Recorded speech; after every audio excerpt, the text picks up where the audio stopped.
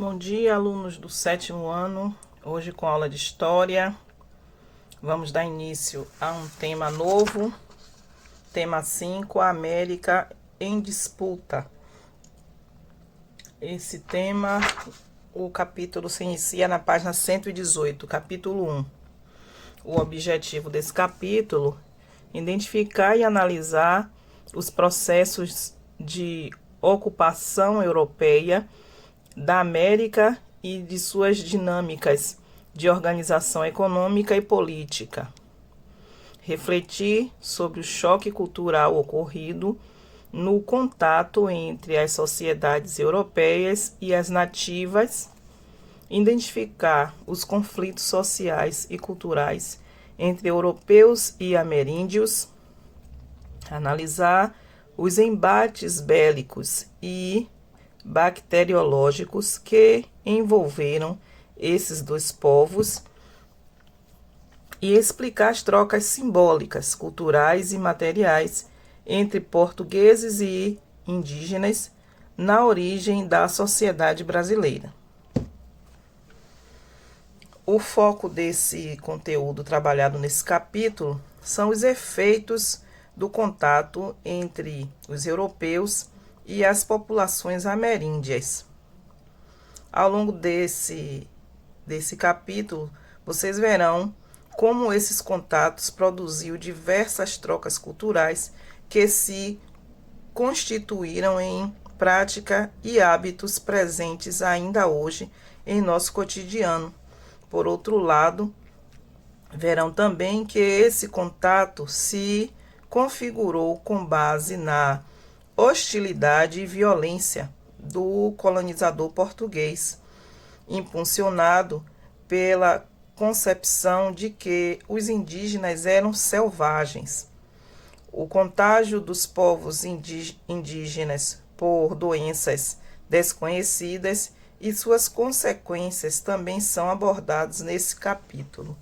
Então, esse capítulo é basicamente o primeiro contato dos portugueses com os indígenas, que não foi nada lucrativo para os indígenas, porque haviam trocas, essas trocas eram simbólicas, os portugueses lucravam muito com o que retiravam da nossa terra, em troca de pequenos utensílios, como facas, espelho, machadinhas, esse tipo de coisa. Então, vamos dar início aqui à ocupação da América pelos europeus. A expansão marítima europeia promoveu uma série de mudanças sociais, políticas, econômicas e culturais pelo mundo. Os efeitos dessas mudanças foram notadas, tanto pelos europeus quanto pelos diversos povos nativos que passaram a conviver com eles. Trocas culturais. Ao chegar ao território que receberia o nome de América, os europeus tomaram conhecimento de diversas práticas culturais que não faziam parte do seu cotidiano. Acredita-se que em 1500 habitavam o atual território brasileiro de 3 a 5 milhões de nativos, distribuídos em mais de 1000 etnias. Cada um desses povos tinham hábitos, religião e organização social distintas. Conhecimento nativo. Os saberes dos ameríndios foram de grande importância para o desenvolvimento da economia colonial, principalmente nas atividades que exigiam conhecimento e habilidades que só eles tinham, como adentrar a mata e saber usar seus recursos, por exemplo, as plantas medicinais. A religiosidade estava presente em todos os momentos da vida de diferentes grupos. Os rituais, o culto a elementos da natureza e aos astros, e a grande importância atribuída à terra estão entre as manifestações religiosas dos indígenas. Em quase todos os grupos haviam um xamã, líder espiritual, conhecido por pajé em algumas delas. Cabia a esse profundo conhecedor das tradições místicas e religiosas curar os doentes e guardar o mundo espiritual. Conflitos com os nativos. Nessa relação que oscilava entre a aceitação e a intolerância, os europeus criaram imagens dos nativos que serviam para legitimizar os ataques contra eles. Eles comparavam os indígenas como bestas que não tinham humanidade. Assim, era mais fácil justificar, diante da fé, o extermínio de milhões de pessoas que viviam nessas terras. Sendo selvagens, eles estariam de acordo com a crença da época, no estágio mais básico da evolução humana. Então, eles justificavam o assassinato de milhares de indígenas, né, como se eles fossem selvagens, não tivessem recuperação, não tivessem entendimento. Então, justificava-se assim a matança, né? Mas isso era só uma questão de estabelecer uma desculpa para as atrocidades que eram praticadas naquela época, né? Choque de culturas, natureza e destruição. Ao entrarem em contato com a diversidade da natureza do cotidiano americano, em sua grande parte tropical, os europeus se deslumbraram justamente pela variedade e exuberância das espécies. Eles conheceram alimentos até então nunca vistos na Europa, como tomate, mandioca, milho, cacau e batata, né? Nas terras que viriam a tornar o Brasil, por exemplo, a extração do pau-brasil deu início ao desmatamento da cobertura original da Mata Atlântica. A redução significativa desse bioma em 1500 até os dias atuais gerou prejuízo às espécies nativas. Então, o pau-brasil era uma das vantagens que fazia com que os europeus viessem ao Brasil, extrair essa madeira até entrar em extinção, né? É um absurdo isso, mas é a pura verdade, né? A troca de materiais era simbólica entre europeus e as populações ameríndias.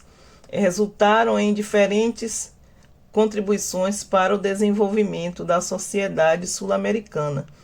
No caso brasileiro, por exemplo, contribuições como a higiene do corpo, como a prática do banho diário. As pessoas não tomavam banho todos os dias, né? A domesticação de alguns animais, né? Plantas e alimentos, além de utensílios de cozinha, remédio e